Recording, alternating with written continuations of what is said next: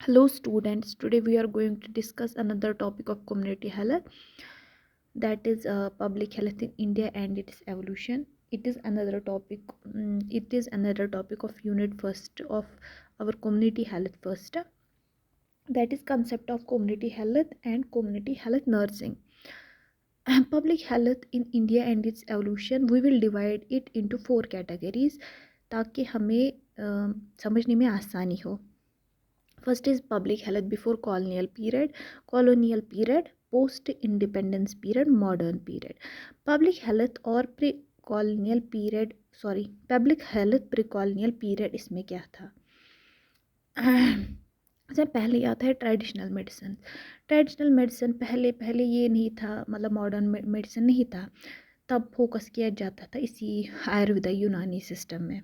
Community based care में आएगा. इसमें था village level workers, folk remedies and traditional healers. जो ये विलेज लेवल वर्कर्स थे ये फर्स्ट एड देते थे. फोक रेमेडीज़ मतलब होता है कि जो हर्बस, जो जड़ी बूटी वगैरह, उनसे मेडिसन बनाते थे, वो इस्तेमाल करते थे. ट्रेडिशनल हीलर्स मतलब होता है कि ट्रेडिशनल, फॉर एग्ज़ाम्पल हमारे जो एंसिस्टर्स हैं उन्होंने कुछ चीज़ बोला है कि इससे ये चीज़ ठीक होता है, तो वो मतलब generation wise generation to generation मतलब पास ऑन होता था. हाइजीन एंड सैनिटेशन, ये आपको पता है, मतलब साफ़ सफाई का दौर. एपिडेमिक कंट्रोल मतलब अगर कोई डिजीज़ होती थी उस इंसान को क्वारंटीन किया जाता है, आइसोलेट किया जाता था. उसके बाद है कॉलोनियल पीरियड और ब्रिटिश पीरियड. जो कॉलोनियल पीरियड उसको ब्रिटिश पीरियड भी बोलते हैं.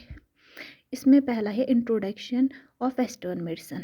अब पहली बार आया वेस्टर्न मेडिसिन, मतलब इसका है कि इसमें पहला ही establishment of hospitals and dispensaries, मतलब एस्टेब्लिश हुई हॉस्पिटल्स और डिस्पेंसरीज. ट्रेनिंग दी गई इंडियन मेडिकल प्रोफेशनल, इसमें बहुत डॉक्टर्स नर्सेज आते हैं. Sanitation and infrastructure. मतलब ये अर्बन एरियाज़ के लिए था. अर्बन एरियाज़ के लिए था. मतलब इम्प्रूवमेंट ऑफ अर्बन सैनिटेशन, मतलब सीवेज ट्रीटमेंट, वाटर सप्लाईज, वो मतलब वाटर सप्लाईज पूरी तरह मतलब इन्फेक्टेंट वाटर मतलब पहुंचाया जाता था घरों तक. और construction of roads and bridges. क्यों? ताकि जो भी मतलब जो भी गुड्स हो जो इम्पोर्टेंट हो इनके लिए, इन पीपल के लिए, वो उन तक पहुंचाया जाए अच्छे से विदाउट एनी डिले.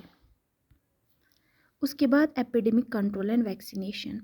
तब ज़्यादातर यही डिजीज़ होती थी. Small pox vaccination campaign, epidemic control measures for cholera and plague. जो स्मॉल पॉक्स वैक्सीनेशन कैंपेन वो मतलब एस्टेब्लिश हुई, और एपिडेमिक कंट्रोल मेजर्स, ये आइसोलेशन वगैरह, क्वारंटीन किसके लिए? जिनको कॉलरा और प्लेग होता था. उसके बाद है पोस्ट इंडिपेंडेंस पीरियड. जो पोस्ट इंडिपेंडेंस पीरियड है इसमें था expansion of health care system, मतलब मोर हॉस्पिटल्स बनाए गए, हेल्थ केयर सेंटर्स बनाए गए. दूसरा है national health programs were launched, मतलब इसमें फैमिली प्लानिंग पे जोर दिया गया, इम्यूनाइजेशन लॉन्च हुआ. उसके बाद है focus on primary health care, सिर्फ उस पर डिजीज़ कंडीशन पे नहीं, अलबत् प्रिवेंटिव मेजर्स बिफोर डिजीज़, जब डिजीज़ होने से पहले प्रिवेंटिव मेजर्स पे फोकस किया जाता था.